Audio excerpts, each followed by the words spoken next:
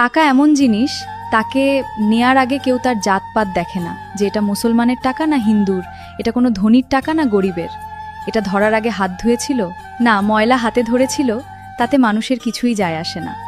তাই তুমি যদি কিছু হতে চাও, তবে টাকার মতো হও, নিজেকে এমনভাবে প্রতিষ্ঠিত করো, তুমি যেই জাতির বা যেই ধর্মেরই হও না কেন, তোমাকে দেখা বা তোমাকে ছোঁয়া মানুষের সৌভাগ্য বলে মনে হয়। ভিডিওটা কেমন লাগলো কমেন্ট করে জানাবে। ভালো থেকো, ধন্যবাদ।